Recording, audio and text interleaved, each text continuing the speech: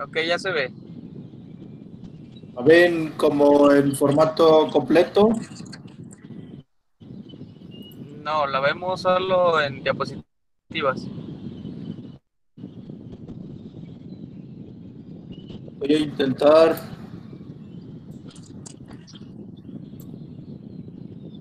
¿Ahora? Ok, ahí está.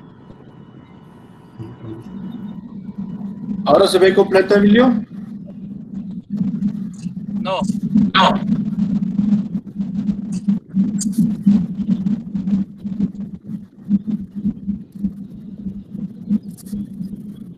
Denme un minuto. sí.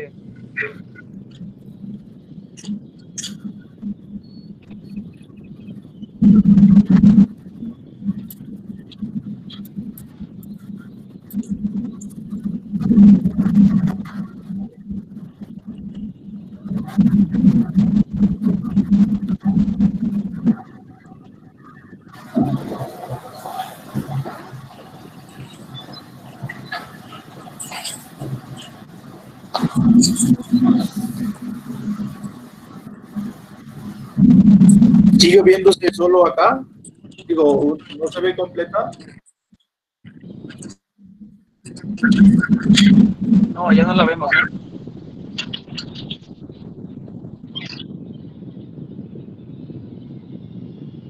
Para ahora voy a intentar completarla completa, ¿eh?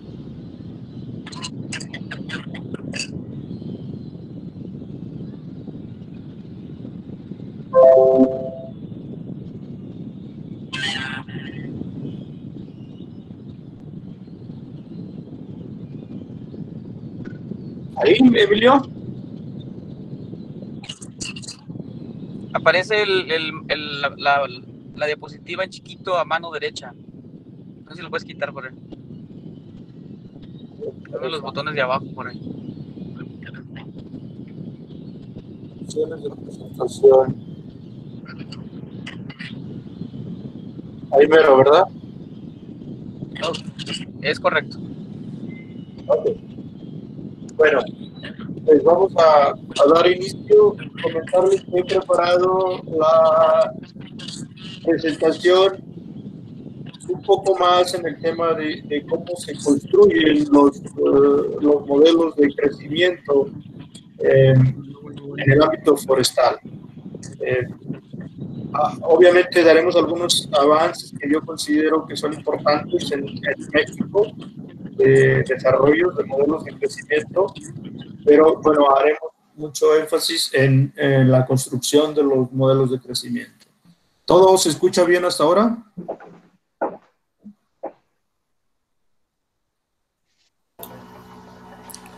Sí, muy bien.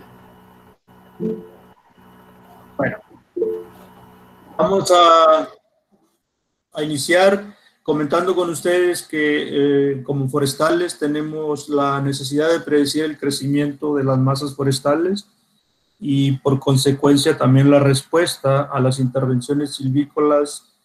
Y bueno, eso ha sido uno de los objetivos fundamentales en la investigación forestal. La clave para hacer digamos, un manejo forestal con bases científicas radica mucho en un profundo conocimiento que tengamos nosotros como forestales de los procesos de crecimiento y los modelos de crecimiento son herramientas muy valiosas para los manejadores y los silvicultores, ya que nos permiten predecir el desarrollo de una masa y por tanto pues nos facilitan la selección de las mejores alternativas de manejo en función de unos objetivos que fijamos a priori al momento de planear hacer un modelo, y con ello podemos anticiparnos a las consecuencias que una determinada acción tiene sobre el sistema.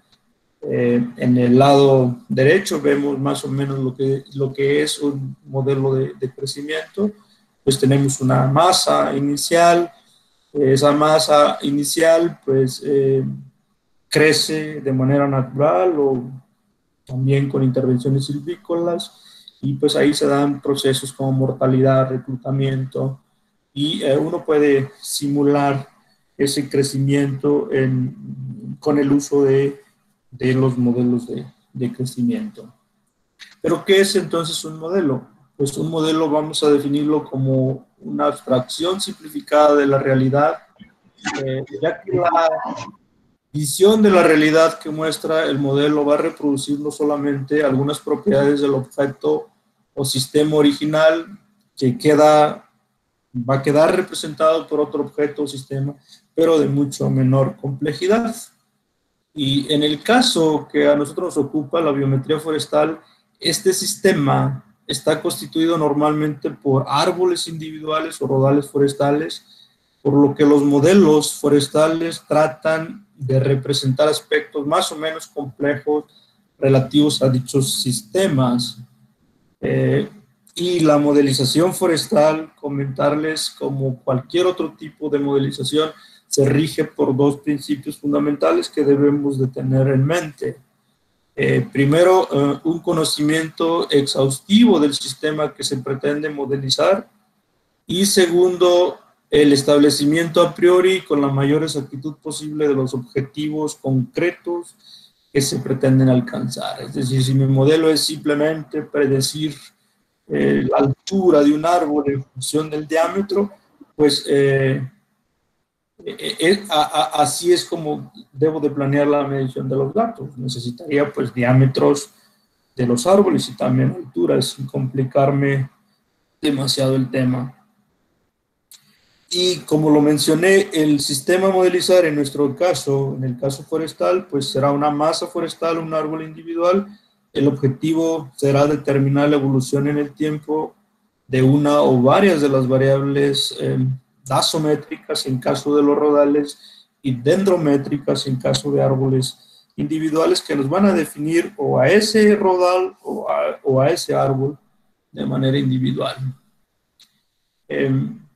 Por tanto, la metodología más adecuada para desarrollar un modelo pues va a estar determinada por los objetivos que nosotros queramos alcanzar con ese modelo, y esos objetivos al mismo tiempo nos van a definir el tipo de datos necesarios y la precisión que uno podría alcanzar. Como lo he dicho varias veces, el sistema forestal, sea un rodal o un árbol, cuando lo estudiamos, pues debemos de tener en claro que se caracteriza básicamente por alternar dos diferentes estados de evolución a lo largo del tiempo.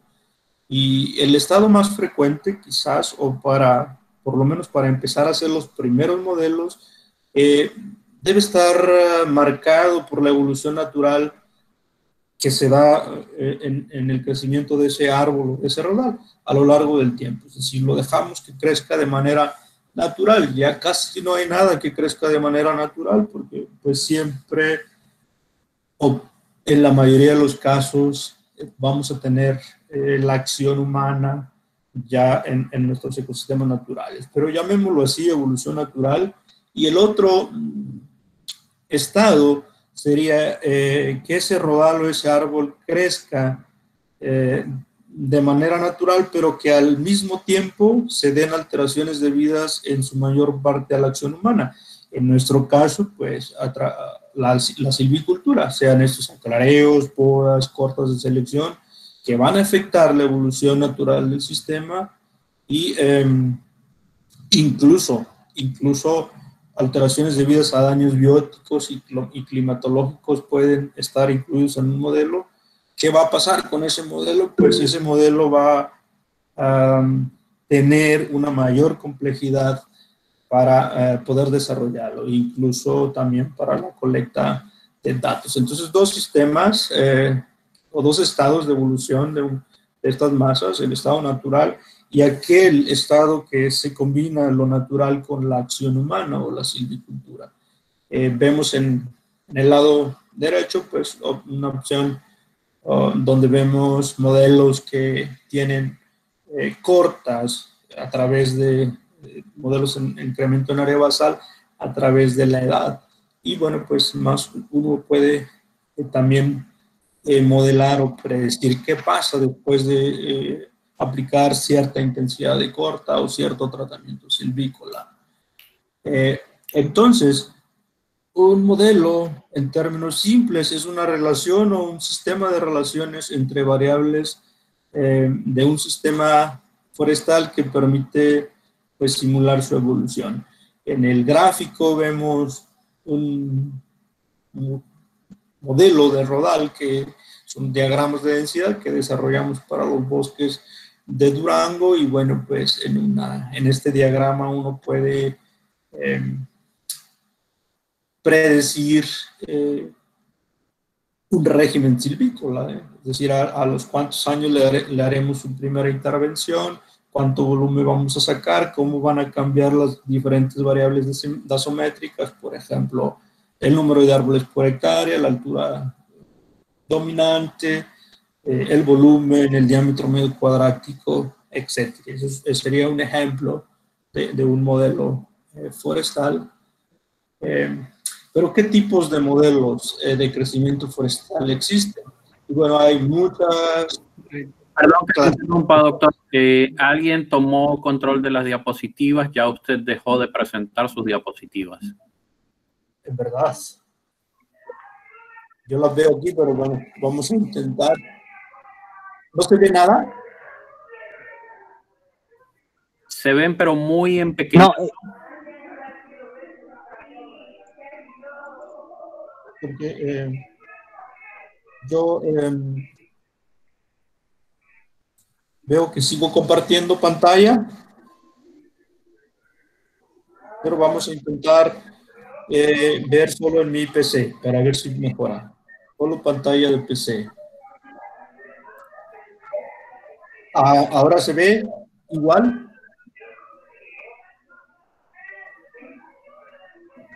¿Me podrán decir si esto mejoró? No. Se ven perfectamente. Sí. Perfecto. Entonces, solo estoy proyectando ahora desde mi computadora, porque tengo aquí como una pantalla con la que a veces trabajo un poco más amplia. Pero bueno, si me confirman que esto se ve, estoy hablando de los tipos de modelos forestal que existen, y comentaba que hay muchas clasificaciones de modelos de crecimiento, pero a mí me gusta mucho esta, que tiene que ver con digamos, lo que yo quiero predecir, el tamaño, por así decirlo. Y esta clasificación se realiza pues en función del sistema que pretendo simular. Un sistema puede ser un árbol o un rodal, lo dije hace rato. En ese sentido, se pueden distinguir tres grandes categorías. Los modelos de rodal, los modelos de clases de dimensión, modelos de árbol individual. Pero escucho un poco de... Está pasando unas positivas, pero no. ¿Alguien no las ve? Porque escucho como que hay cierta interferencia. Yo las veo muy pequeñas. yo no... Dejaste de presentar. Ah, caray, es que alguien... No, es... Voy a intentar volver. Ya se ven. Lo que pasa para las personas que no logran ver es que se tienen que ir al menú donde están todas las personas que estamos en la ponencia, y simplemente a donde está el doctor presentando, simplemente darle la opción de fijar. Una vez que le den la opción de fijar, automáticamente esa persona va a poder apreciar lo que el doctor Corral esté presentando. Bueno, gracias por apoyarme. Díganme de nuevo, voy a intentar iniciar de donde se quedó. ¿Lo ven?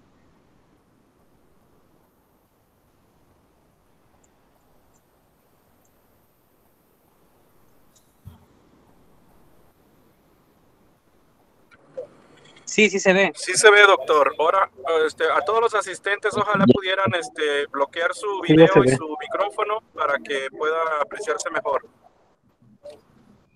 Sí, ya se ve. Gracias. Con la práctica y los errores. Así que lo primero que vamos a utilizar es el color azul para mostrarles cómo aclararlo y cómo oscurecerlo. Tiendo a ponerle un poquito de agua a lo que es la mezcla para que se suavice un poco más, ya que a veces esta pintura es muy espesa. Entonces, por ende, le utilizo un poquito de agua para suavizarlo.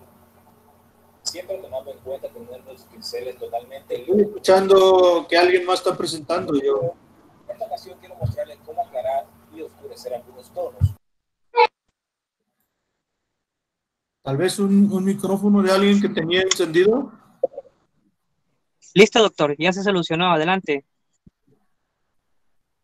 Perfecto. ¿Lo ven ahí?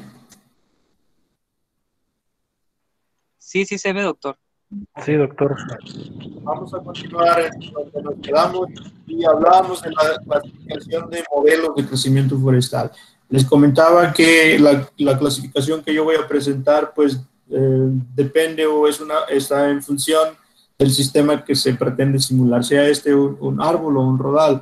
Y en ese caso se pueden distinguir tres grandes categorías: los modelos de rodal, los modelos de clases de dimensión y los modelos de árbol individual. Y dentro de cada grupo, pues existe una jerarquía basada en los objetivos que se buscan y por tanto también en la precisión del modelo. Bien. Primero, los modelos de rodal se caracterizan por mostrar información sobre el desarrollo conjunto de todos los árboles que la constituyen para unas condiciones ambientales específicas y permiten hacer modificaciones de las variables de la masa debidas a las alteraciones humanas, es decir, pues básicamente a las intervenciones silvícolas. Esos son los modelos de rodal. Luego tenemos un segundo tipo que son los modelos de clase de dimensión, y estos modelos tienen como una unidad básica de simulación un árbol ideal que representa un cierto número de árboles de la masa caracterizados por pertenecer a una misma clase de dimensión, por ejemplo, clase de diámetro, clase de área basal, y generalmente es lo que se usa, ¿no? O el diámetro para hacer clases o el área basal, pero obviamente podría usarse también la altura. Y finalmente, los modelos de árbol individual, que estos proporcionan información mucho más detallada que los otros tipos de modelos y generalmente funcionan mejor que los modelos de masa o de rodal para proyecciones de corto plazo, y que en el caso de México, al no tener, al tener mucho bosque nativo, natural, pues van a funcionarnos mejor los modelos de árbol individual que los modelos de masa o de rodal, que serán muy adecuados, por ejemplo, para lo que trabaja Saúl, ¿no? En plantaciones. Eso funciona bastante bien. Dentro de esta clasificación, pues aquí los veo algunas jerarquías que tienen los modelos de rodal. Podemos distinguir entre tablas de producción y diagramas de densidad, y simplemente nos pueden proyectar, entre otras variables, el volumen por hectárea a través de la edad, por ejemplo. Y en los modelos de clase de dimensión puedo mencionarles distribuciones de diámetro y se usan mucho para hacer clasificación de productos, ya que es más fácil que un árbol represente a un conjunto de árboles en términos de procesamiento, en tiempo, pues, que si nosotros procesáramos cada árbol de manera individual. Y finalmente, los modelos de árbol individual, que puede haber de dos tipos: independientes de la distancia, como por ejemplo el VAL, el famoso VAL, que es un índice de competencia, o aquellos que son dependientes de la distancia, es decir, que toman en cuenta la ubicación y la posible interdependencia que exista entre los árboles vecinos, cómo le afectan esos árboles vecinos al crecimiento de un árbol individual.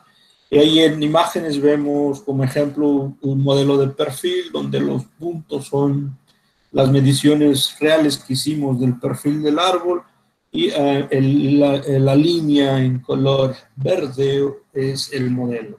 Funciona bastante bien. Entonces son mucho más detallados Y abundando un poquito, comentar que los modelos de producción a escala regional o los modelos de Rodal, pues eran aquellos que son más simples de desarrollar y se basan en obtener una ecuación que relacione la edad de la masa con su producción, generalmente de madera y expresada en términos de volumen o área basal por unidad de superficie. Este tipo de modelos se emplean mucho para predecir el desarrollo de una masa caracterizada por su distribución de edades y pues por series de cortas periódicas, sobre todo en plantaciones, como lo mencioné. En este tipo de modelos de Rodal pues se encuentran las tablas de producción que generan una tabla de evolución de las principales variables gasométricas independientemente de su complejidad, y su construcción requiere un poquito más de información, pero en cambio nos ofrecen un mayor nivel de detalle que va a incluir estimaciones de altura dominante, densidades, crecimiento, etcétera. Y los modelos de clase de dimensión, como lo hemos mencionado, se encuentran a la mitad del camino entre los modelos de Rodal y los de árbol individual, y esos modelos requieren aún más información que las tablas de producción y son muy comúnmente usados para simular diferentes alternativas silvícolas en un simulador de crecimiento con el objetivo de maximizar, por ejemplo, producción o el valor neto presente, etcétera. Y finalmente, los modelos de árbol individual, hay que tener en cuenta que en algunos casos, no siempre, requieren tener la posición y dimensiones del árbol analizado y también de los vecinos que lo rodean, y con eso simplemente para incluirle al modelo el efecto de la competencia. Estos se pueden representar de manera bidimensional o tridimensional, y bueno, son modelos un poco más complejos, pero más exactos de los tres tipos. Pero bueno, hay que tener en cuenta lo siguiente, muy en claro si tenemos cuál es la finalidad del modelo, y pues hay que recordar que la finalidad del modelo pues es estimar simplemente de forma razonable el crecimiento de un árbol o de una masa, y este objetivo lo podemos alcanzar de diferentes maneras, dependiendo de las prioridades del usuario al que va destinado ese modelo. Es decir, la producción de madera para una región concreta y una especie determinada, pues podemos estimarla a través de un modelo regional o de Rodal, o también con un modelo de árbol individual que ambos nos van a permitir obtener la predicción de, por ejemplo, de madera. Incluso, obviamente, si queremos meterle el desarrollo, por ejemplo, del sistema radicular, que hay modelos de biomasa sobre todo, pues sí tendría que ser de árbol individual. La idea que quiero transmitirles es que los tres tipos de modelos que les he explicado, los de Rodal, los de clase de dimensión y los de árbol individual, pues las predicciones que hagamos al usarlo, pues deberían de ser compatibles, deberían de ser las mismas. ¿Qué significa esto? Pues que esta propiedad es muy importante que la consigamos a la hora de hacer los modelos, y puedo explicarlas como si usáramos un telescopio que pudiéramos extender mostrando diferentes niveles de detalle. Y esto en el campo forestal lo encontramos en la práctica ya en simuladores de crecimiento que enlazan, por ejemplo, tablas de producción con modelos de clase de diámetro. Y veamos ahí ese telescopio del que yo les hablo. Al final, el volumen que tenga la masa debe ser el mismo si yo lo predigo con un modelo de Rodal o con un modelo de clase de dimensión en el cual tengo más nivel de detalle, o un modelo de árbol individual. A eso se refiere la compatibilidad de los modelos. No siempre es tan fácil de conseguir, y a menudo hay que asumir que los modelos más sencillos son los más realistas, de modo que cuando se intenta enlazar varios modelos con diferente resolución, el más sencillo es el es aquel que imponga una serie de restricciones sobre el funcionamiento de los demás para que la simulación que nosotros obtengamos con los modelos más complejos pues sea compatible con los resultados del modelo de menor resolución. Es decir, la suma de los volúmenes de todos los árboles individuales pues debería de ser compatible a un volumen que me da un modelo de, por ejemplo, de Rodal a través de, predecido a través de la edad. Por mencionarles un ejemplo, no, como les digo, no es tan fácil no siempre es muy fácil de conseguir, pero tenemos que buscar esa compatibilidad. Datos que requerimos los forestales para desarrollar o construir un modelo. Estos datos, como saben, cuando hacemos modelos es igual que como cuando hacemos inventarios forestales. Nunca trabajamos con la población completa, sino que lo hacemos a través de un muestreo. Y ese muestreo me va a permitir estimar o predecir los valores poblacionales. Y hay cuatro fuentes de datos principales para hacer modelos. La primera es de árboles individuales, es decir, yo puedo medir árboles individuales para hacer modelos de los tres tipos, de árbol individual, de clases de dimensión o de masa. También una fuente de datos, otra fuente de datos es de parcelas temporales, son las que tradicionalmente hacemos en los inventarios forestales, es decir, las hacemos una vez, medimos diámetros, alturas, especies de árboles y pues de esa manera tenemos series de datos que me van a permitir, por ejemplo, lo que estoy mostrando en esa figura, hacer un modelo para predecir la altura dominante en función de la edad, o de parcelas de intervalo, que en la gráfica que está con azul, quiero comentarles, esos son datos ya de parcelas permanentes que tenemos en Durango con 3 inventarios. Es decir, estas líneas que ven aquí ya es el crecimiento en altura dominante de 10 años de esas parcelas y estoy simplemente graficando el diámetro medio cuadrático con la altura dominante. Pero cuando esta línea fuera solo de 2 inventarios, supongamos que fueran 2 como aquí, como en algunos casos probablemente solo tengo 2, esos son parcelas de intervalo, se llaman de intervalo porque solo captan un intervalo de crecimiento. Normalmente en nuestro caso de México es de 5 años. Y de parcelas, la última fuente de datos son de parcelas permanentes. Aquí en una gráfica vemos parcelas permanentes de España que se han medido durante 40 años. Ese tipo de datos son muy escasos en el mundo, existen en algunos países, por supuesto, y para llegar a ese nivel en México, que no quiero decir que sea el Durango el único caso, pero en Durango estamos ahora remidiendo o vamos en 10 años, ¿no? O sea, 10 años, nos faltan 30 pues para alcanzar a los españoles a grandes rasgos. Como ejemplo de un modelo de árbol individual voy a mostrar un modelo de usamiento y volumen que, bueno, ustedes saben que uno puede con este modelo pues clasificar productos. Por ejemplo, no sé, bueno, ahora lo que está separando son las ramas, eso es un producto que se le puede agregar una ecuación a ese modelo de usamiento y volumen, que es la ecuación de ramas.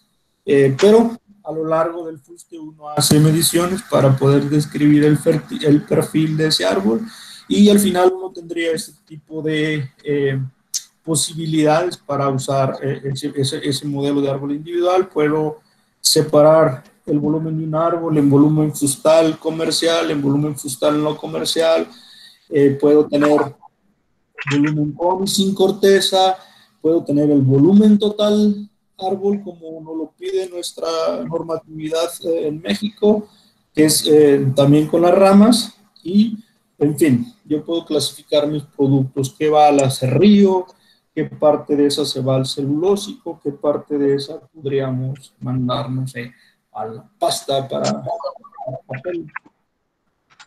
Y comentarles que cuando hacemos modelos de crecimiento, es habitual que utilicemos diferentes expresiones matemáticas o diferentes metodologías de ajuste con la finalidad de seleccionar aquel modelo, aquella ecuación que me permita hacer una mejor predicción. Y bueno, simplemente lo que se relaciona es una variable dependiente con otra o más variables independientes. Por lo tanto, es imprescindible para nosotros como forestales contar con algún procedimiento que permita determinar esas relaciones es la más adecuada para los objetivos del modelo. Y a eso le llamamos en biometría comparación y selección de modelos. ¿De qué se trata esto? Pues, por un lado, uno de los principales usos de los modelos forestales es, ya lo hemos dicho, el predecir el desarrollo futuro de un rodal o un árbol concreto para tomar decisiones en términos de manejo, claro. Por lo que es fundamental que esas decisiones que yo tomo pues provengan de estimaciones de variables gasométricas o dendrométricas que sean fiables.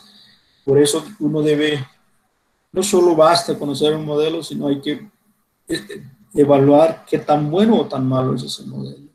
Y a ese proceso de evaluación de la fiabilidad de las estimaciones de un modelo lo llamamos validación de un modelo, y tanto la comparación como la selección de modelos se van a basar en dos tipos de evaluaciones que quiero comentar con ustedes. Hay dos tipos de evaluaciones que uno debería de hacerle a un modelo antes de decidir si usarlo o no, o de publicarlo o no. Y esas son la evaluación cualitativa y la evaluación cuantitativa. ¿A qué se refieren este tipo de evaluaciones? Primero, la cualitativa, pues significa analizar si cada ecuación o componente del modelo por separado y el conjunto de ecuaciones o componentes que constituyen ese modelo como un todo tienen un comportamiento lógico. Es muy importante revisar la lógica del modelo, y la lógica del modelo en términos simples sería, si yo quiero saber la altura de un árbol a la edad de 0 metros, si yo le doy 0 metros, la altura me debería de dar 0, la edad de 0 años, la altura debería de ser 0 metros. Sería ilógico que a los 0 años me dé alguna altura. Ese modelo tendría un problema de lógica. Pero bueno, es simplemente un ejemplo de a qué se refiere el comportamiento lógico. Voy a comentar algunos otros aspectos. Y por otro lado, la evaluación cuantitativa, que es, digamos, a la que más esfuerzo le dedicamos, pues tiene como objetivo caracterizar los errores del modelo, que son las diferencias entre el valor real que medimos en campo y el que estima el modelo en términos de su tamaño y su distribución. Cuando realizamos un ajuste de regresión lineal simple, por ejemplo, si asumimos que los errores de ese modelo son aleatorios, también que son aditivos e independientes, y también que se distribuyen según una normal estándar de medio cero de una varianza desconocida pero homogénea. Estas tres cosas que acabo de mencionar son las hipótesis de partida del análisis de la regresión, y hay que cuidar, cuando son un modelo hay que cuidar que se cumplan. De nuevo, un poquito más comentándoles de qué se trata la evaluación cualitativa. Pues evaluar el comportamiento de la lógica de ese modelo. Y bueno, la lógica también incluye procesos biológicos que podamos de alguna manera relacionar el modelo con esos procesos biológicos. Un ejemplo de la evaluación cualitativa de un modelo pues sería, hoy estoy mostrando un modelo que desarrollamos para curvas de índice de sitio de Pinus duranguensis como ejemplo, pero lo que hay que revisarle a ese modelo es lo siguiente: ver que en la gráfica que nos dé ese modelo pues existe un punto de inflexión. ¿Qué significa eso? Que en algún momento uno vea que el crecimiento, en este caso en altura dominante, de los árboles deje de ser, digamos, muy acelerado, como crecen los seres vivos. Es decir, al inicio los arbolitos parece que crecieran sin parar. Un punto de inflexión dice, bueno, en este punto ya el crecimiento un poco disminuye y deja de ser tan acelerado. Se puede estimar matemáticamente. Y otra es que exista una asíntota horizontal.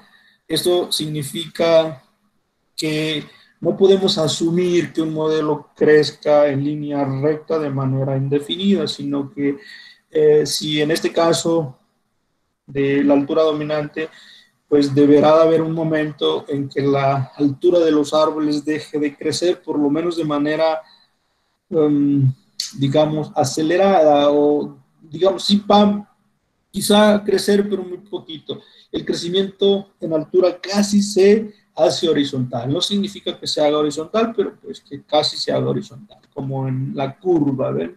Baja. Las líneas que están abajo son el crecimiento real de los árboles, y las líneas más continuas en color negro pues son los modelos o las curvas que se desarrollan con el modelo. Comportamiento lógico, ya lo hemos mencionado. Eso es bien importante, que modelos no me den que un árbol, por ejemplo, me pueda decir que crece 100 metros. Un árbol nunca va a poder crecer 100 metros, por lo menos no de Pinus copae, ¿verdad?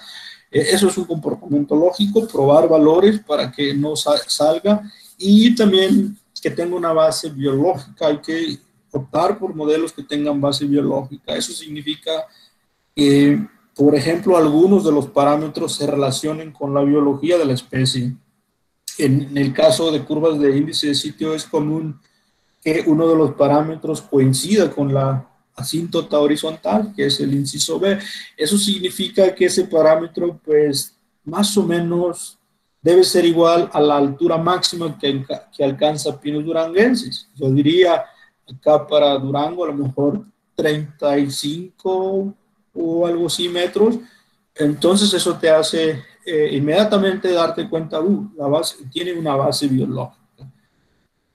Flexibilidad es otra característica que uno hay que revisar en la evaluación cualitativa, y eso significa que si yo utilizo o desarrollo un modelo para Pinus copae, luego lo tomo y lo ajusto a Pinus duranguensis o Engelmanni, a otra especie, y el modelo es flexible, también funciona para describir el crecimiento de altura pues de otras especies. A eso se refiere la flexibilidad.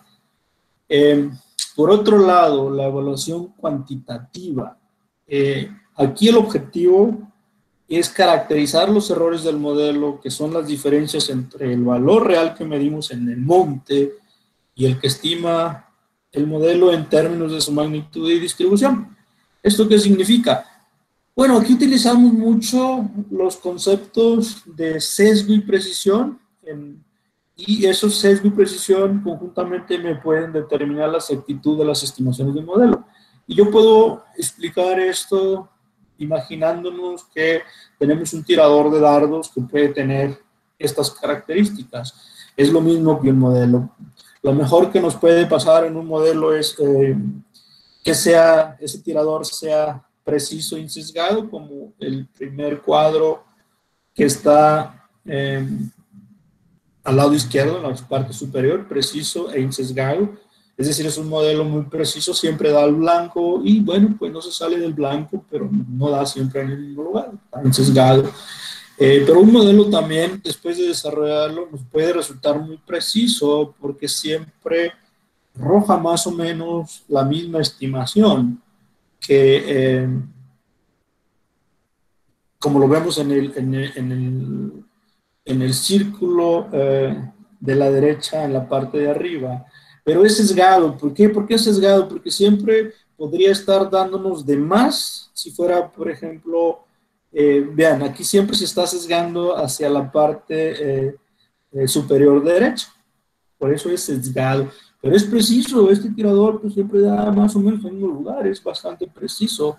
Un modelo también puede ser insesgado e impreciso, que esto sí, digamos, pues es bastante, no es conveniente, tampoco el otro, obviamente, pero tenemos un tirador que pues nunca da al blanco, pero que además, pero es insesgado porque no tiene una tendencia a arrojar o a pegar en el mismo sitio. Y un modelo también podría ser sesgado e impreciso, que eso sería lo peor que le puede pasar a un modelo. Además de que no es preciso, que nunca tiene al blanco, siempre va a estar sobreestimando o subestimando.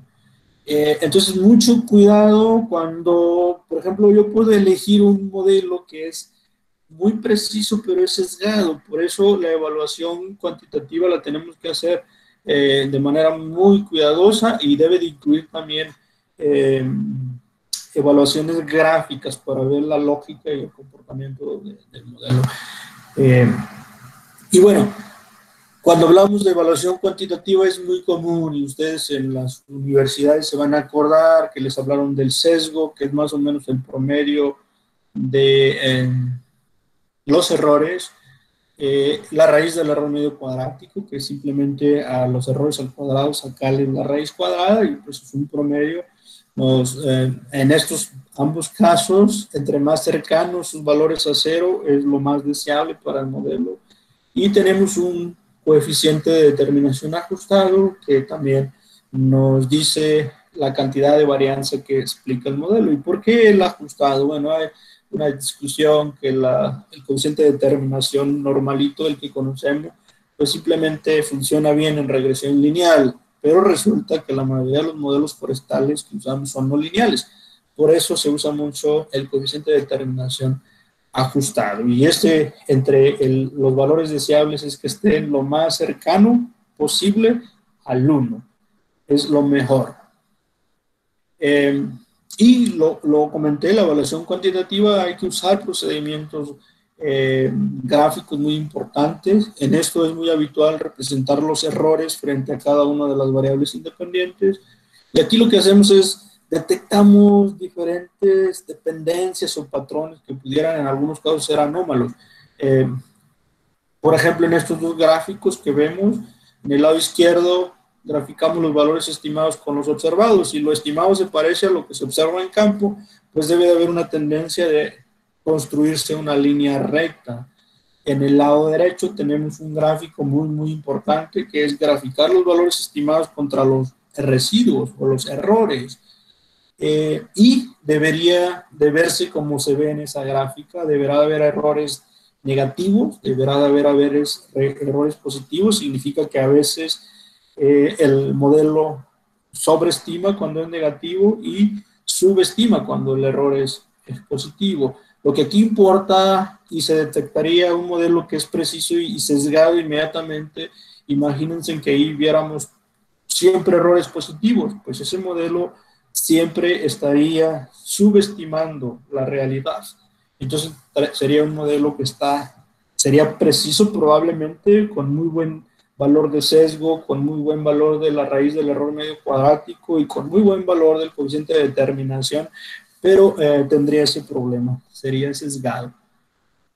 También a un modelo, lo mencionaba, hay que asegurarse que se cumplan las hipótesis de partida del análisis de regresión. ¿Esto qué significa? Pues que exista normalidad de residuos, que exista homogeneidad de varianza de los residuos y que exista independencia de residuos. Pues aquí mucha gente se nos confunde y estas hipótesis de partida las intentan aplicar a los datos con los que desarrollamos el modelo. No es a los datos, es a los errores, porque si esos datos son diámetros y alturas de bosques nativos o naturales, difícilmente esos datos van a cumplir con la normalidad, por ejemplo, o con la homogeneidad de varianza. Entonces, esas hipótesis de partida tienen que ver con estudiar los errores. Y en esta gráfica podemos explicarlo, ¿no? Aquí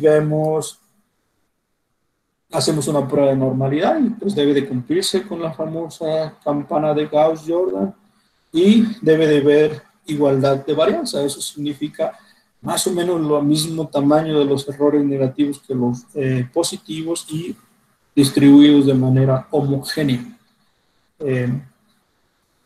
Cuando no se cumple alguna de esas hipótesis de partida, tampoco significa que ya no pueda hacer o construir un modelo. Hay métodos estadísticos que me permiten desarrollar ese modelo o corregir esas hipótesis, ese incumplimiento de las hipótesis. Cuando hay, por ejemplo, falta de normalidad de los residuos, pues es necesario transformar la variable dependiente, por ejemplo, con el uso de logarítmicos, con la raíz cuadrada o con funciones trigonométricas. Cuando existe falta de homogeneidad de varianza de residuos, pues aquí se pueden transformar variables o se pueden utilizar técnicas de regresión ponderada. Y de esta manera uno logra ajustar el modelo, significa obtener las estimaciones de los parámetros en condiciones homogéneas de varianza. Cuando existe independencia de los residuos, pues aquí más o menos se requiere incluir en el modelo una estructura de dependencia de los residuos y bueno, también es posible corregirlo. Temas como, por ejemplo, corregir la autocorrelación de los errores podría funcionar.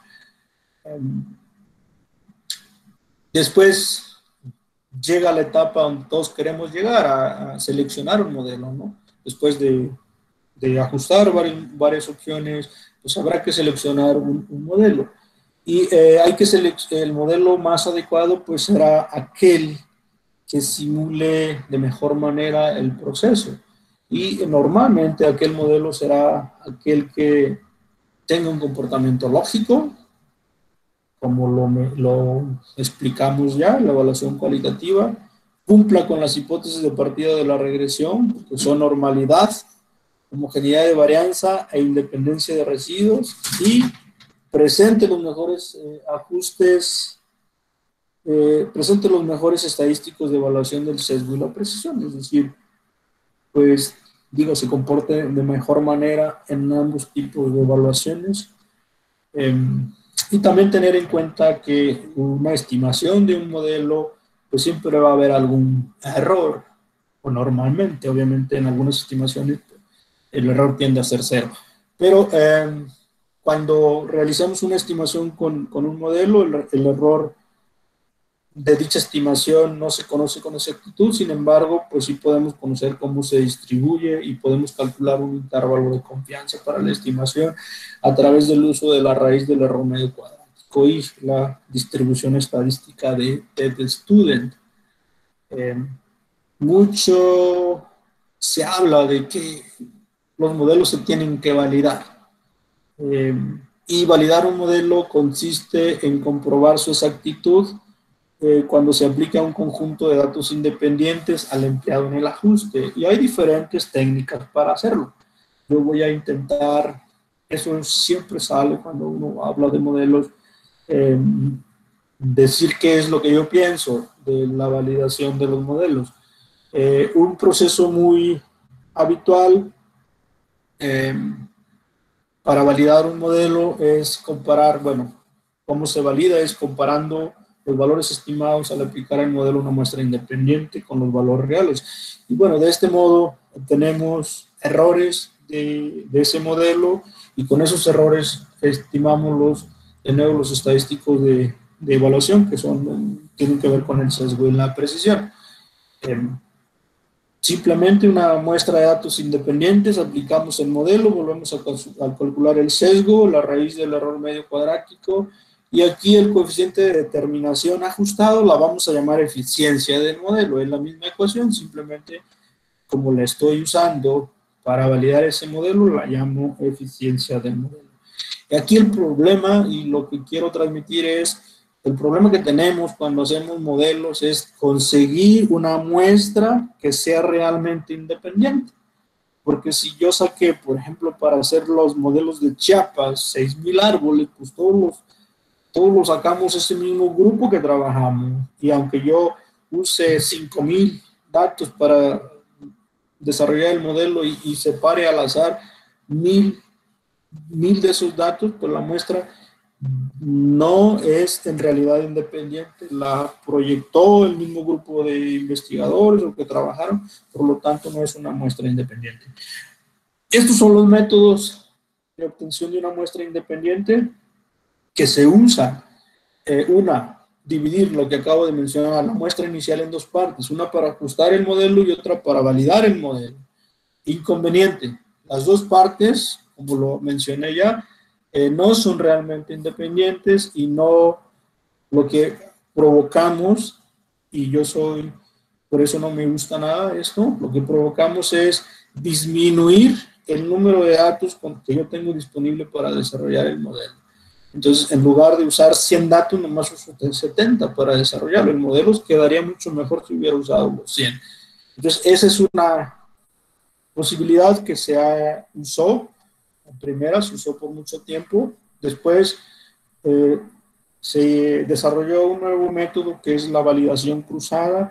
Y aquí este método consiste simplemente en excluir una observación de la muestra empleada para ajustar el modelo y luego a esa observación le aplicamos el modelo, hacemos estimaciones y repetimos ese procedimiento tantas veces como datos tengamos y de nuevo calculo los estadísticos de sesgo y precisión.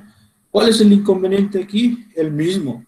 Las observaciones excluidas siguen sin ser independientes. Es decir, me va a dar en ambos casos, si el ajuste me resulta bueno, los estadísticos de ajuste me dicen que se trata de un buen modelo, pues también la validación me va a decir que se trata de un buen modelo.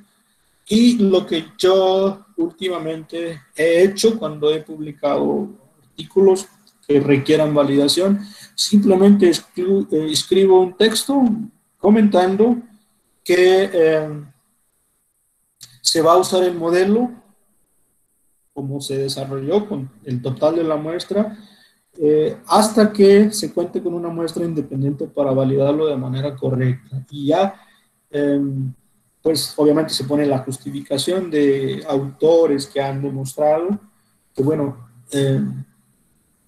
no aportan gran cosa ninguno de los otros dos métodos para validar el modelo. El ajuste sigue siendo el mismo.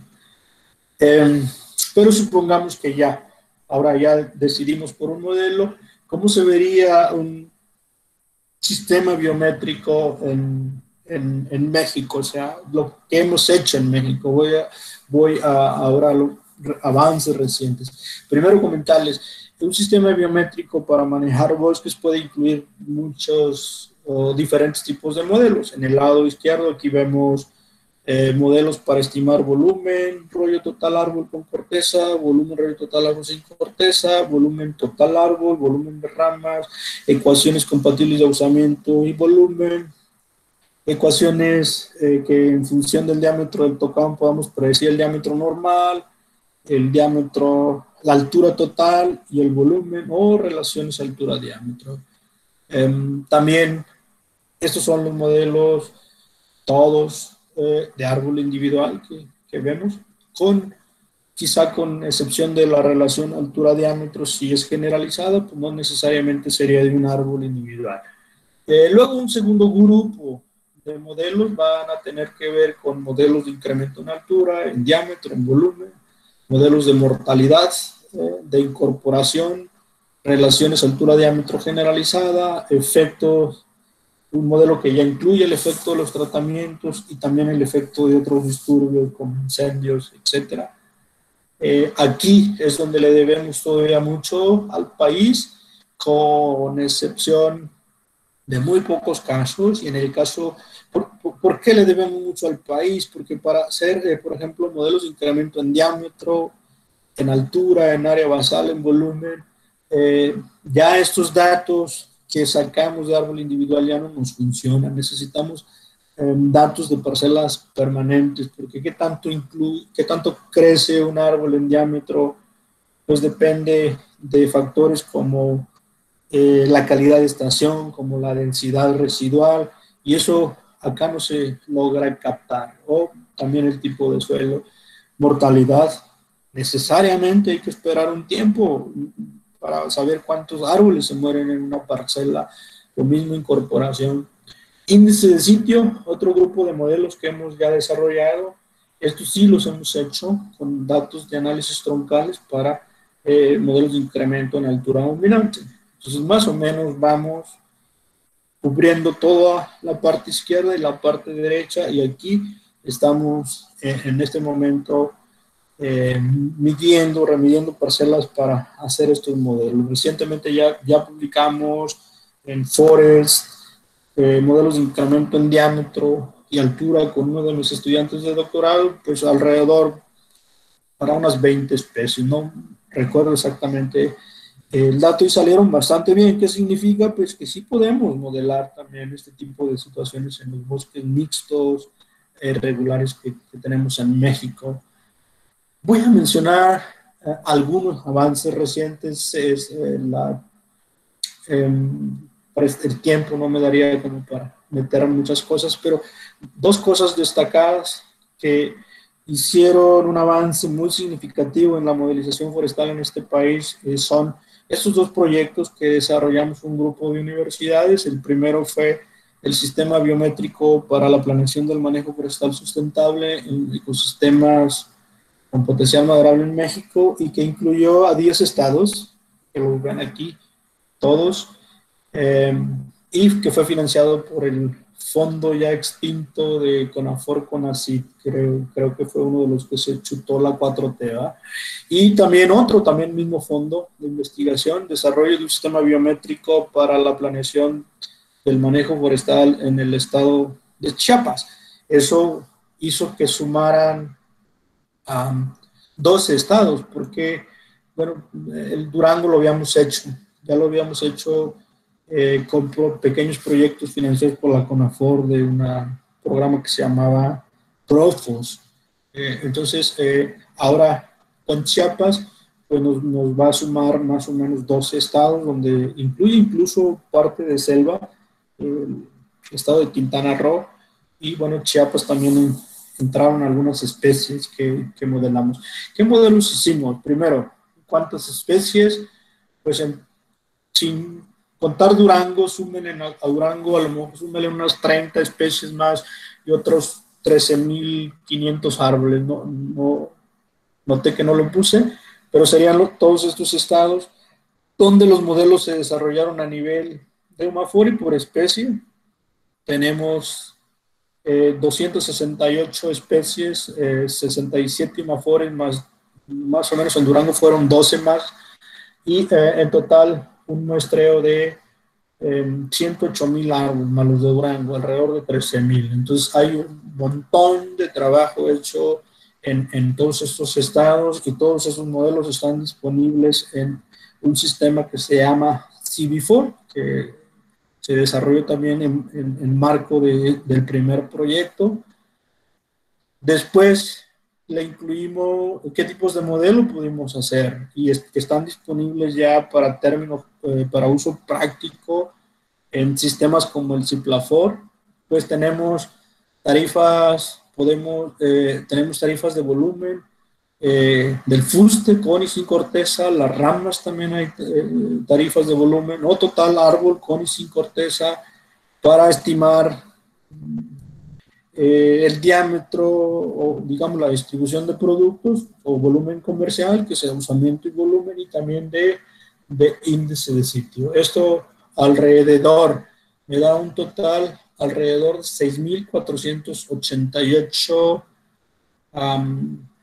ecuaciones de diferentes tipos, básicamente 3 tipos, más las de Durango. No sé, Durango cuántas más tengamos, pero bueno, pues seguramente andamos por arriba de las 6.500 ecuaciones desarrolladas. En este artículo ustedes pueden un poco consultar o saber más acerca de el proyecto nacional grande que incluyó a 10 estados, y bueno, pues por ahí también metimos al estado de Durango en esta publicación, porque aunque ya lo habíamos hecho, pues para que estuvieran disponibles.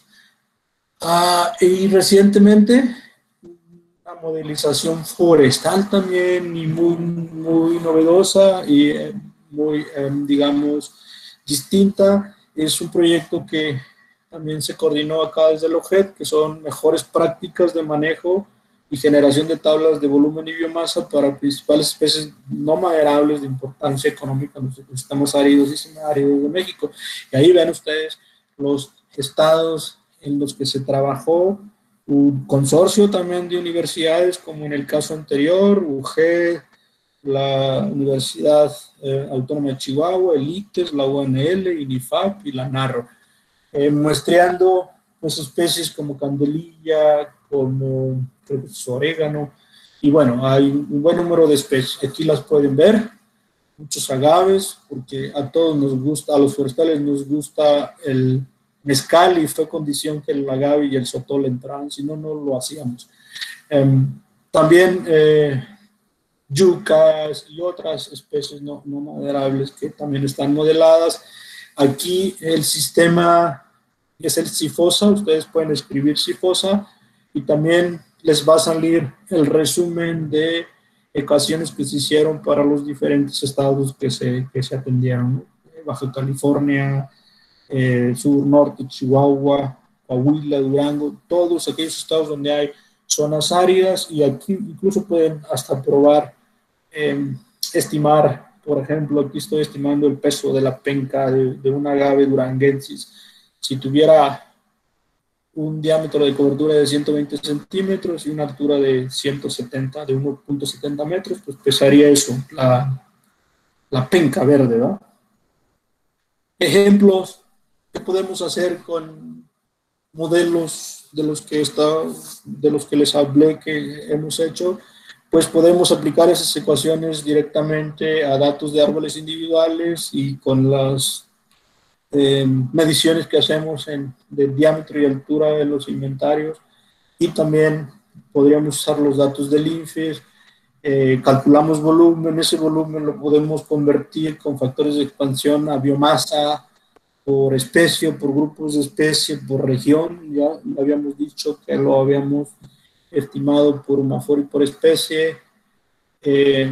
Si convertimos ese volumen en biomasa con un factor de expansión de biomasa, pues entonces, sí, con un factor de expansión de biomasa multiplicamos por el volumen, y ese volumen se convierte en biomasa, y esa biomasa se puede convertir en carbono, y uno puede entonces con estas ecuaciones pues hacer estimaciones de carbono almacenado en los bosques, ahora es muy importante, y que podemos incluso pues vender a empresas que están dispuestas a pagar a los ejidos que tengan bosque como una manera de mitigación o compensación por lo que ellos hacen. Y bueno, hay muchas posibilidades de usarlos por rodal, por tipo de bosque, por especie, por género, porque así se desarrollaron.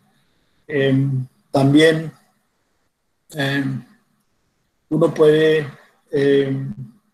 digamos, en los reportes, separar los tipos de biomasa almacenada en madera, corteza, ramas, hojas, porque también hay un grupo de ecuaciones de biomasa que se han desarrollado digamos, en varias partes del país. Faltará sistematizarlo, pero que también pueden predecir el tema de la biomasa en ramas, en follaje. Y con esto uno puede entonces básicamente convertir volumen en biomasa, hacer mapas como lo hemos hecho ya acá en Durango, para combinados con sensores o con imágenes de satélite, de tal manera que con un clic uno podría saber qué cantidad de biomasa hay en alguna determinada región, y también qué cantidad de carbono. Esto también está publicado por ahí en la revista Forest. Clasificar los productos, creo que es un cambio bastante significativo de cómo se hacía en el pasado. Simplemente se clasificaban en base a la experiencia por los técnicos, pero ahora las ecuaciones nos lo pueden dar directamente. El tema de bioenergía, al tener nosotros la posibilidad de calcular volumen de ramas, pues también podemos tener una oferta adicional de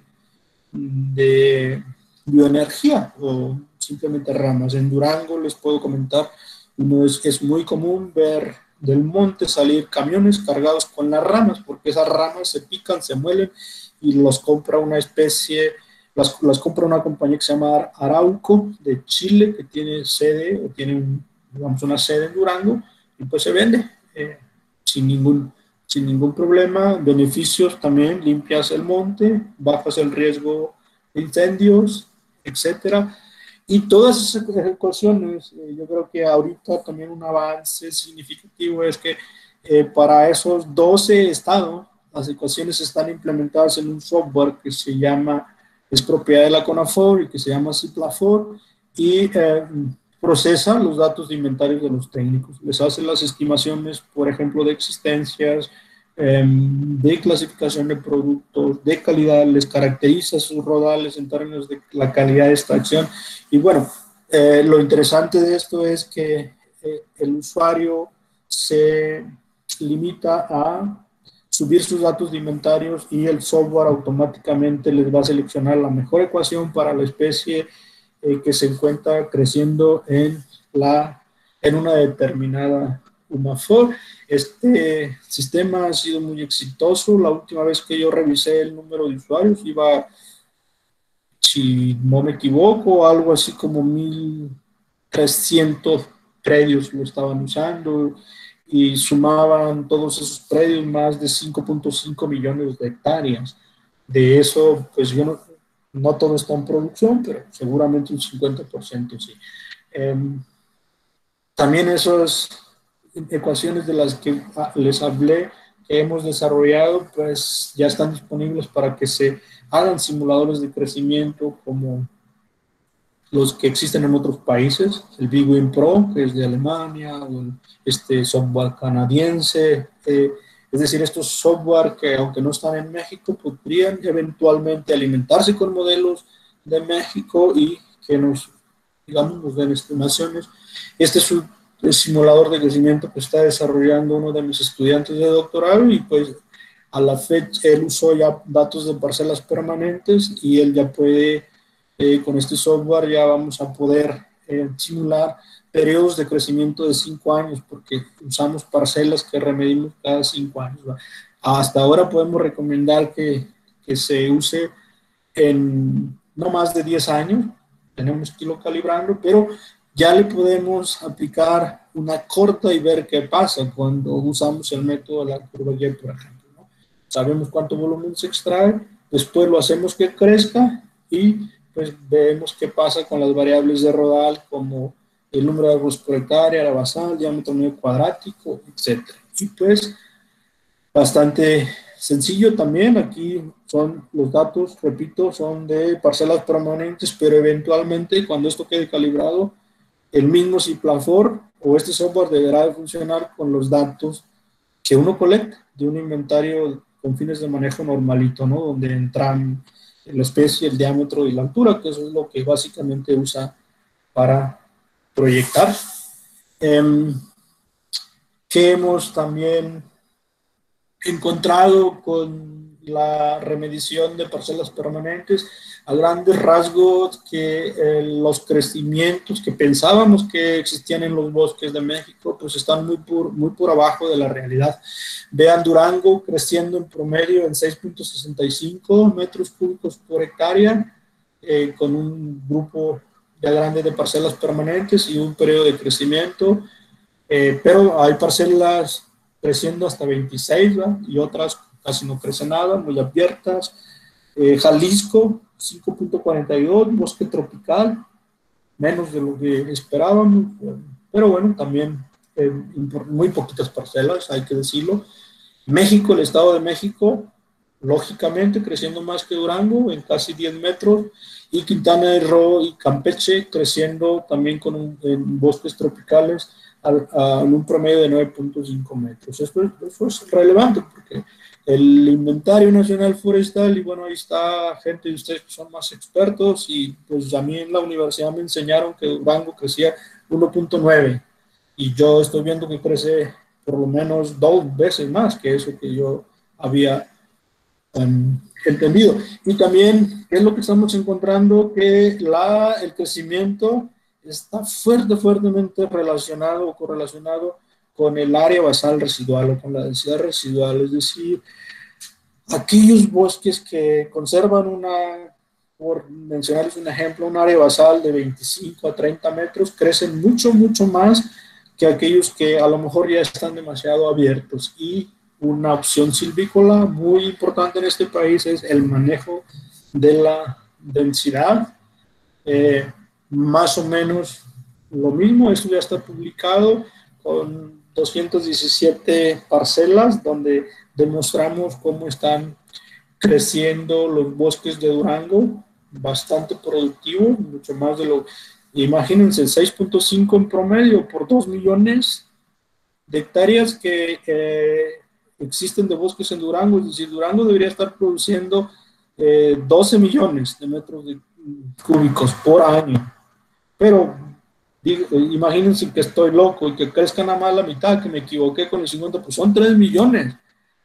Pero es mucho más de lo que actualmente me dicen que están saliendo. En Durango alrededor de, yo creo que 2 millones, ¿no?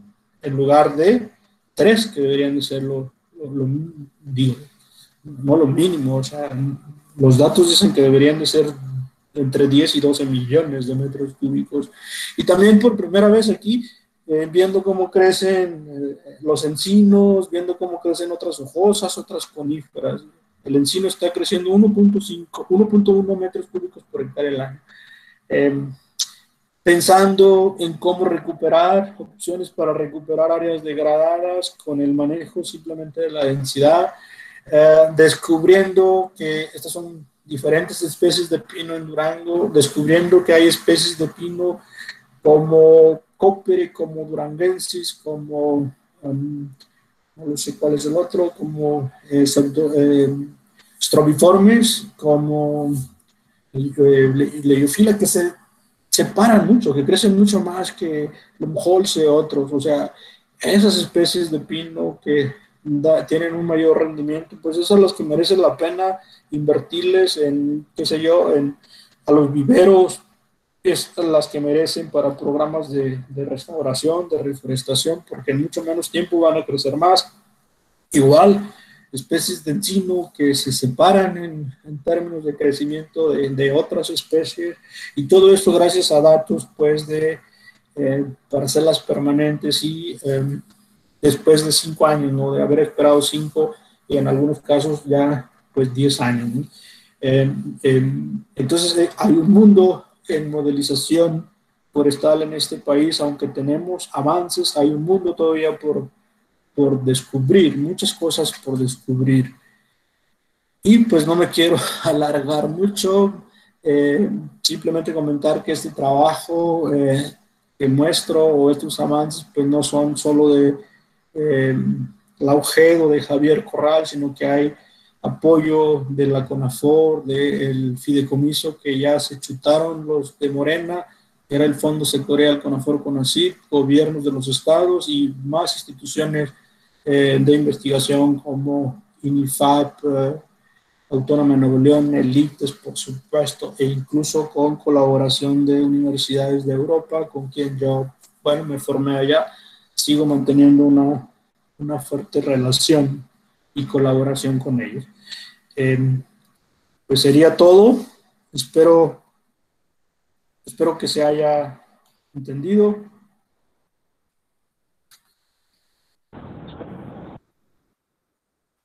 Y estoy a sus órdenes para algunas preguntas o comentarios. Veo mucha gente conectada. Ojalá y todo haya funcionado. Sí. Bueno, pues antes que nada, pues agradecerle, bueno, por pues todo el tiempo que usted se tomó, y la verdad estuvo muy bien su conferencia. Pasando a otro estadio, creo que, pues, no sé, por parte de nuestros participantes, es cómo usted ve mejor acerca de que den sus comentarios o que hagan algunas preguntas. Ya pudiera ser por parte del en el chat o en la red de comentarios, o que, por ejemplo, pues levantaran la mano y en función de eso fueran preguntándole o fueran haciendo comentarios en orden. ¿Cómo lo ve usted? No, yo estoy abierto al esquema que ustedes hayan, como organizadores, hayan tenido definido. Yo tengo tiempo para contestar algunas preguntas. Si ese fuera el caso, también, por supuesto que tienen, pues en mi presentación, la puedo compartir. Tienen el correo donde me pueden escribir, o también en el chat. No soy tan experto en usar este chat, pero bueno, sirve que aprendan, ¿no? Ustedes definan, yo veo demasiada gente, pero algunas preguntas sin problema las podemos contestar. Claro que sí. Ingeniero Carrillo, ¿será que nos pueda pues apoyar ahí para ir ordenando algunas preguntas? Si alguien quisiera pues preguntar al doctor. En lo que preguntan, veo que Antonia Villarreal pregunta si hay especies de trópico en el CIVIFOR. Sí, tenemos de los estados de Quintana Roo y de Chiapas. No te puedo dar el número, pero será cuestión de que entren al CIVIFOR y vean por ahí, pero sí existen.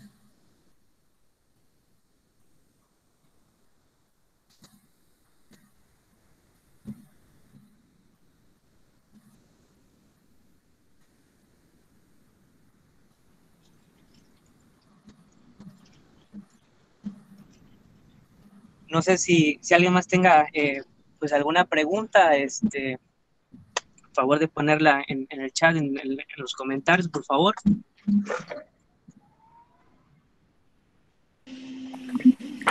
Doctor Javier, si pudiera compartir la presentación para observar los links y las páginas donde podamos consultar los sistemas que están disponibles, plataformas. Sin ningún problema. Yo veo que dice por este medio, no sé exactamente cómo puedo compartir por este medio una presentación, pero lo voy a intentar. ¿Hay forma de mandar un attachment o algo así?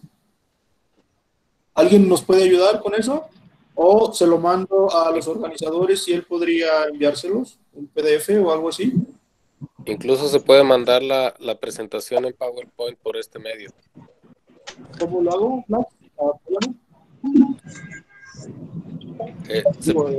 Se puede enviar como archivo por WhatsApp la presentación en PowerPoint.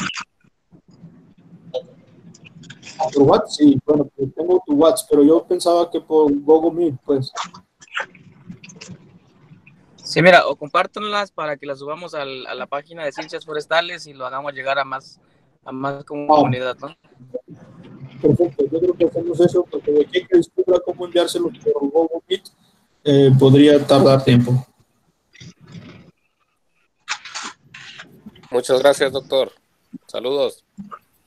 Saludos, Blas. Doctor, buenas noches. Buenas noches. Le habla Rodrigo Baceli de Perú, del Instituto Nacional de Innovación Agraria. Primeramente, felicitarle por la gran ponencia que hizo y también por el gran trabajo que viene realizando. Hacer modernizamiento forestal implica mucho trabajo por las mediciones que se tiene que hacer. Y quería hacerle una consulta. Comentó que había hecho evaluación de calidad de sitio para bosques naturales, para plantaciones un poco más simple por la homogeneidad de la edad, pero no sé si nos puede compartir su experiencia en lo que es índice de sitio para bosques naturales. Y sí, con gusto nosotros usamos la técnica de análisis troncales y nos funcionó bastante bien, solo que para especies de pino, ¿verdad? Para coníferas. No lo usamos en hojosas o en latifoliadas. Eso es lo que te puedo comentar. Yo sé que la técnica está diseñada y desarrollada para plantaciones. Sin embargo, pues acá en Durango y en México en general, en esos estados, aparentemente nos está funcionando bien. Doctor, disculpe, mi pregunta más iba a cómo elegir el árbol dominante para hacer el análisis troncal. Bueno, esa es una muy buena pregunta. Eso nosotros en campo lo elegimos de la manera pues, tradicional, viéndolo directamente, viendo que se trata de un árbol dominante. No te garantiza que toda la vida esa técnica fue dominante, ese árbol. Entonces, a veces sí, cuando tienes el dato, le haces el análisis de tronco y pues proyectas el crecimiento en altura a través de la edad, te das cuenta que ese árbol no siempre fue dominante, pero no te pasa en un número pequeño de individuos. Normalmente el árbol que seleccionas por su copa que domina en el dosel sí suele ser, sí suele llegar a ser dominante hasta el momento en que lo cortaste, pero tienes un riesgo y el riesgo lo acabo de mencionar, ¿no? Muchas gracias, doctor. Bueno, buenas noches. Hay una pregunta del ingeniero Ricardo Martínez. Dice, ¿qué implicaciones se tiene al usar los modelos de índice de sitio en rodales mixtos?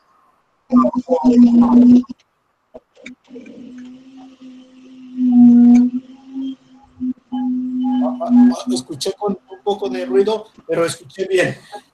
Bueno, yo pienso que por el momento es la mejor información que tenemos en términos de modelar el índice de sitio en México y en ese sentido hay un riesgo, no estamos seguros que lo caracterice bien, pero siempre es mejor tener una alternativa a no tener nada. Otras opciones podrían ser la altura dominante, que también va a tener el mismo problema porque se desarrolla con los mismos modelos. La altura máxima del rodal podría ser otra opción.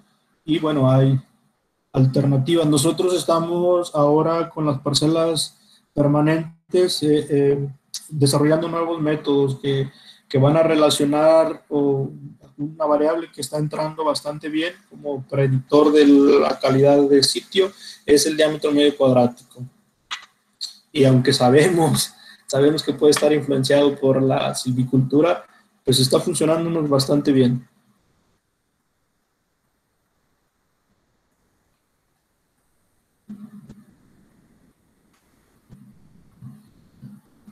No sé si contesté bien lo que se preguntó.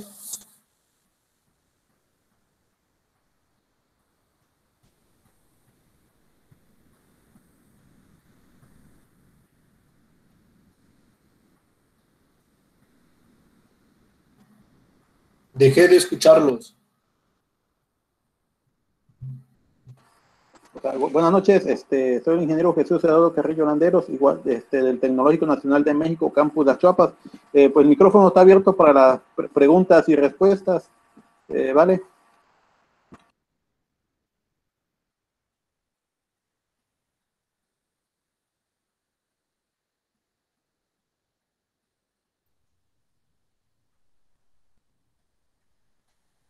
Hola, hola, doctor. Hola, hola. Hola, hola. Doctor, ¿qué tal? La saluda de Perú también. Tengo una consulta. ¿Están trabajando de modelamiento a partir de edades jóvenes? ¿Y si están implementando la inteligencia artificial en los modelos matemáticos? ¿Me estás hablando por el lado joven? Sí, una proyección desde edades jóvenes. Por ejemplo, yo trabajo en Eucalipto. Se desea proyectar desde 3 años para 7 años. De 4 años para 7 años.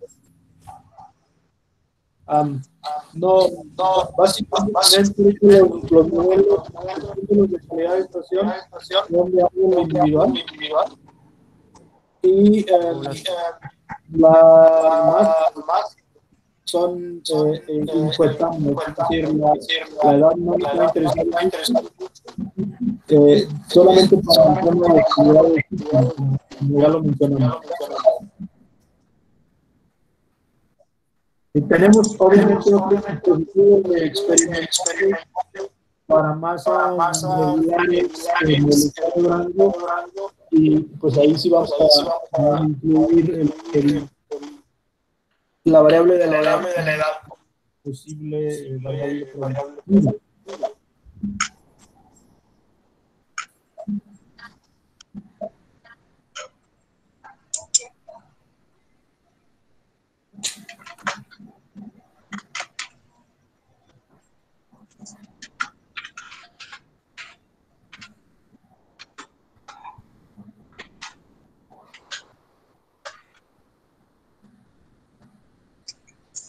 Sí, buenas noches, Carrillo. Hola, Saúl. ¿Qué tal? Buenas noches. Buenas noches, colegas, buenas noches, doctor. Solo para felicitarte por tu excelente presentación y comentar que, sí, claro, colega, y bueno, ojalá y tengamos oportunidad. Este año ya no se pudo porque se suspendió la reunión similar a la que hubo el año pasado en Durango, pero bueno, esperamos que el año que viene ya las cosas mejoren y podamos reactivar las reuniones forestales presenciales. Yo también este año quería participar en los foros del INIFAB en Villahermosa y pues ya no se pudo porque la situación que ya todos conocemos. Bueno, simplemente quería comentar que para el caso de las plantaciones, bueno, evidentemente es mucho más simple, conoces la edad, defines el espaciamiento, puedes ensayar diferentes espaciamientos y todo es mucho más simple. Para el caso de bosque natural, evidentemente la situación se vuelve más complicada y tienes que diseñar una serie de modelos como todo esto que has venido comentando. Para la experiencia que se tiene en México, no tengo mucho conocimiento sobre lo que se planta en Perú, pero para el caso mexicano, bueno, ya sabemos a estas alturas del partido que las especies de más rápido crecimiento son casi todas comportamiento muy parecido, los eucaliptos tropicales, la melina, digamos la acacia mangion, todas ellas introducidas, y un poco más atrás está la teca, también originaria del sureste asiático. Pero sí vale mucho la pena ensayar especies nativas que pueden no ser nativas del lugar, pero sí del país. Por ejemplo, el caso de Durango, tenemos plantaciones de pino gregui, donde el germoplasma se trasladó del estado de Querétaro para allá y que han dado algún resultado. Ya se tienen plantaciones de 10, 12 años de más o menos unos 2.500 hectáreas que ya empiezan a tener producción en cortas de raleo, pero vale la pena también ensayar eucaliptos de clima muy frío, tanto para el caso del estado de Durango y el caso del estado de Chihuahua, evidentemente en terrenos no forestales, que en este caso serían terrenos de uso agropecuario, marginal. Y bueno, reitero mi felicitación y seguimos en comunicación. Sí, no, gracias, Saúl. Yo creo que en el tema de las plantaciones, pues yo no he trabajado en modelización, pero pues tenemos que entrarle también. En Durango no es como que muy común que haya plantaciones, pero bueno, hay algunas que habría que ir modelando. Esas les tengo menos miedo que a las masas forestales. Digo, a las masas nativas. Ok.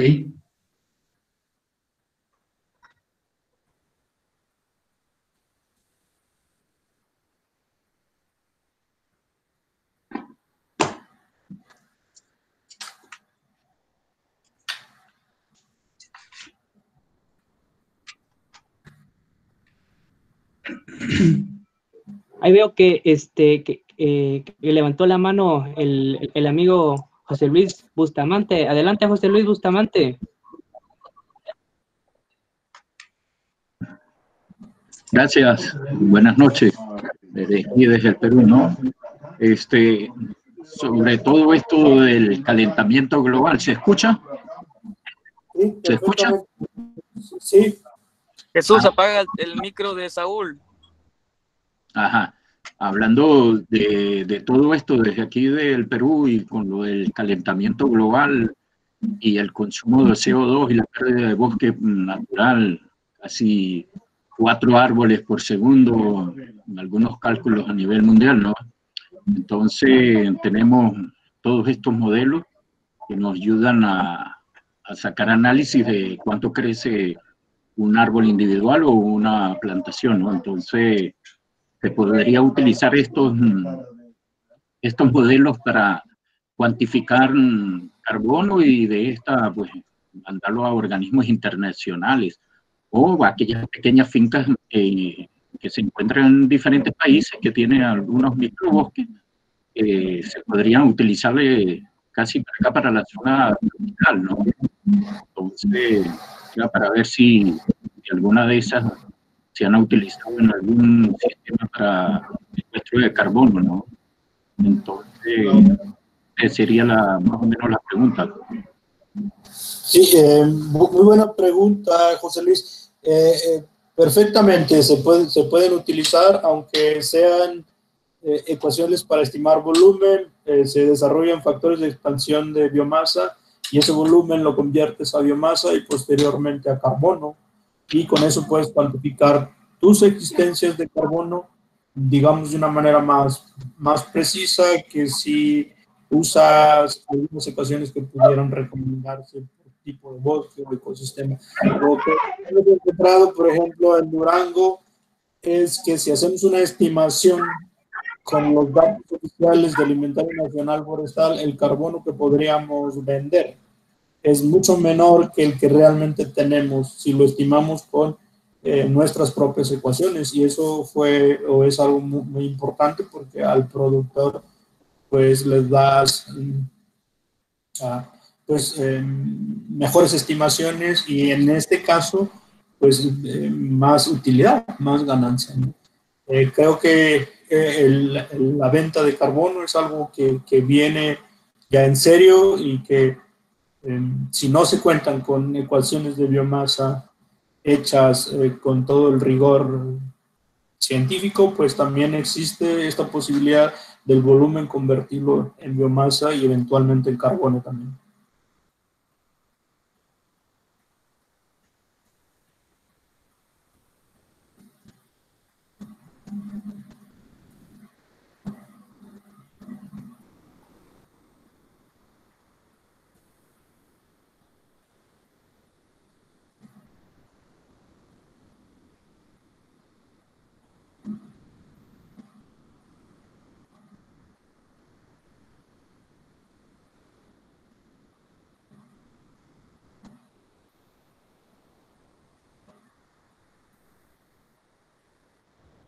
Eduardo, por ahí hay unas preguntas, creo que las enviaron en el chat. Déjame revisar el chat.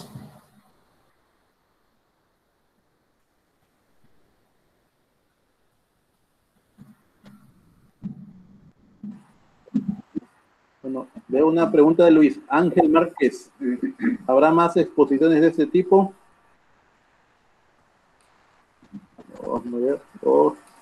Claro que sí, sí habrá. Ahí estaremos en comunicación para la exposición de la próxima semana. Estamos por definir el tema. Se lo daremos a conocer oportunamente. A ver, Ricardo Martínez. Y Ricardo Martínez, ¿qué opina de los modelos que utilizan altura dominante, diámetro dominante, empleando modelos ADA como alternativa de los bosques mixtos? ¿Son para calidad de estación esos modelos? No me queda clara la pregunta. Si podría abrir su micrófono el compañero Ricardo Martínez.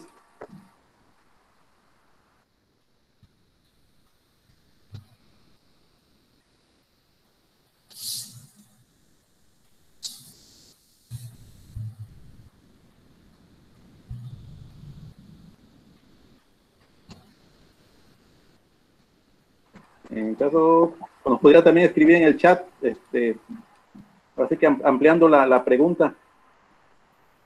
Ok, ya lo vi, lo pregunta. No lo he visto el chat. Bueno, pues simplemente la metodología ADA, pues sí sería factible en ese caso. Diámetro dominante, altura dominante. Pues no lo sé. Yo supongo que está incluyendo el diámetro dominante, Ricardo, en lugar de la edad, y podría ser una buena alternativa. Coincide con lo que comenté, de que acá en las parcelas permanentes estamos encontrando buena respuesta. No he probado con el diámetro dominante, pero con el diámetro medio cuadrático sí.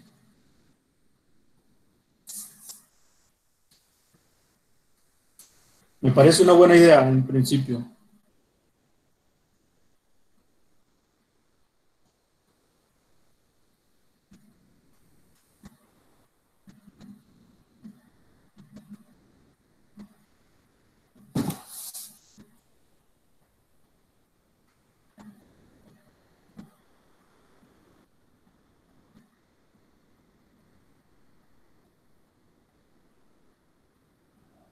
No sé si haya alguna otra pregunta, algún comentario a la gran ponencia que nos está compartiendo el doctor Jaime Corral.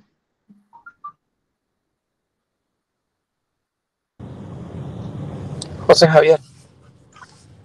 Yo enviaré al grupo de Ciencias Forestales esa presentación y ustedes ya la pueden distribuir con quien gusten, ¿sí?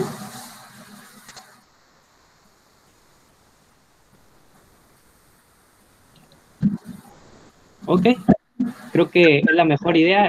A través entonces del grupo de Ciencias Forestales se hará la distribución pertinente de la ponencia del doctor Corral.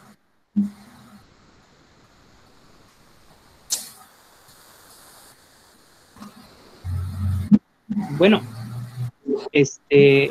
ingeniero Carrillo, ¿sí nos escucha? Sí, claro, adelante.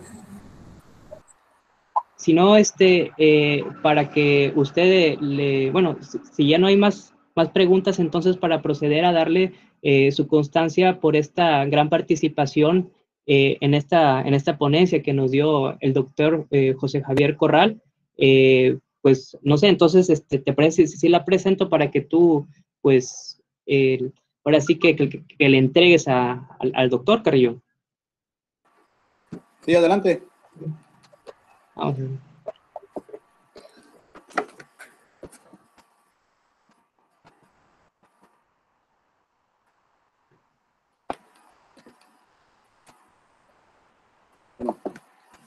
¿Qué tal? Buenas noches a todos.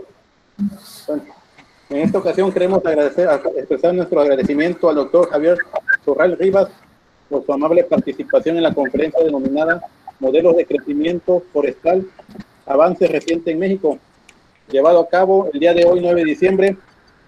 No quisiera decir las Choapas, porque hay compañeros del Perú que participaron, hay compañeros de Ecuador, de Honduras, Colombia, al ingeniero Julián Lozada, al ingeniero Luis Ángel de Ecuador, Olvín Rivera de Honduras.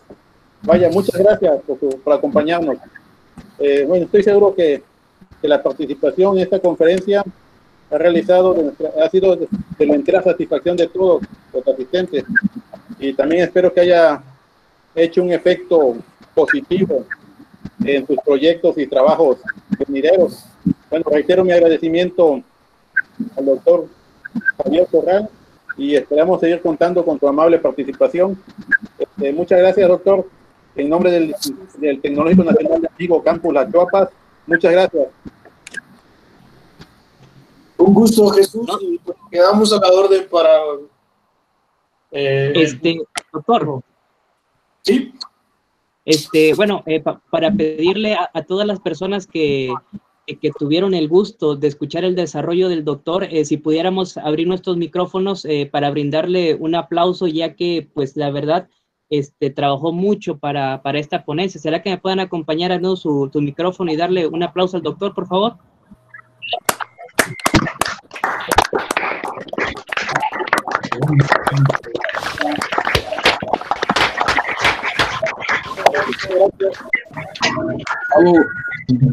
Muchas gracias.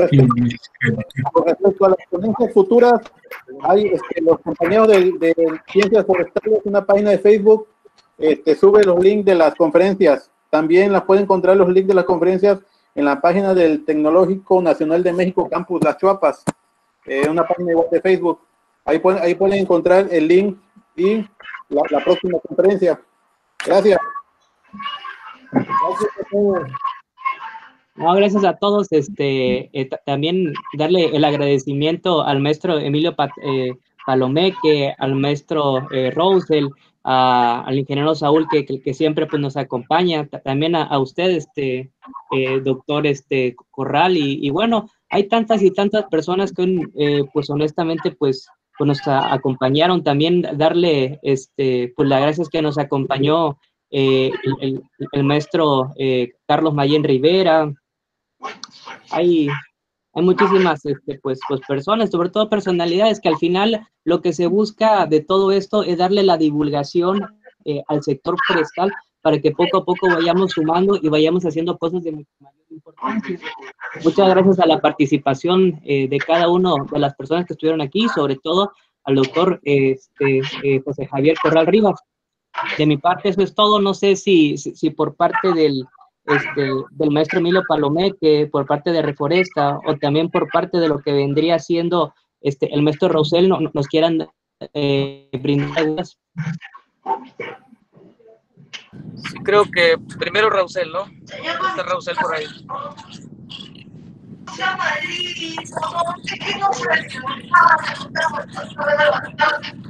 Sí, muchas gracias. Nuevamente agradecer la participación a la convocatoria que se emitió en este esfuerzo en conjunto que se realizó entre Reforesta, el Instituto Tecnológico Campus de las Chuapas y por parte de los profesionales del colegio de acá de Chiapas. Agradecerle al ponente, al amigo siempre atento, Javier. Gracias, Javier. Y pues a todos por haber participado. Esto nutre, esto refuerza, esto nos da ánimos a seguir con caminar en sentido de aportar para el sector forestal. Muchas gracias y que pasen feliz noche. Sí, gracias. Gracias a todos. Un saludo y nos vemos pronto. Ok, Jesús, de parte de nosotros, del equipo de Reforesta MX, Javier Corrales, un integrante más de Reforesta, agradecemos infinitamente la disponibilidad que siempre muestra con nosotros, y por supuesto que esta ponencia es muy nutrida. Sabemos de la calidad del doctor en lo que hace, y pues agradecerle infinitamente por todo lo que nos compartió, y por supuesto a todos los que nos escucharon, los que escucharon al doctor, que seguramente les servirá de mucha ayuda, ¿no? Gracias, doctor, y nos vemos próximamente. Gracias a ustedes y estamos pendientes. Okay. Ya para finalizar y dar los últimos agradecimientos, me gustaría agradecer a nuestro director general del Instituto Nacional de México, Campus Las Chuapas, el ingeniero Montero, también a lo que vendría siendo el ingeniero Sergio Sainz, porque siempre nos impulsa en estas actividades que la verdad, pues poco a poco hemos ido pues avanzando. También a nuestro jefe y coordinador de nuestra carrera de ingeniería forestal, el ingeniero Jesús Eduardo Carrillo, que siempre es un ejemplo y es un motor que nos guía a nosotros pues la verdad, pues a superarnos y bueno, también darle un especial agradecimiento a cada uno de nuestros alumnos y sobre todo en este caso a mi alumno Miguel Barrera, el cual siempre pues está pendiente y nos está pues ayudando en toda esta parte. De mi parte, eso es todo y bueno, pues yo creo que nos estaremos viendo, si Dios nos permite, la próxima semana con otra gran ponencia. Pues hasta luego, un saludo a todos. Hasta luego. Hasta luego. Hasta luego.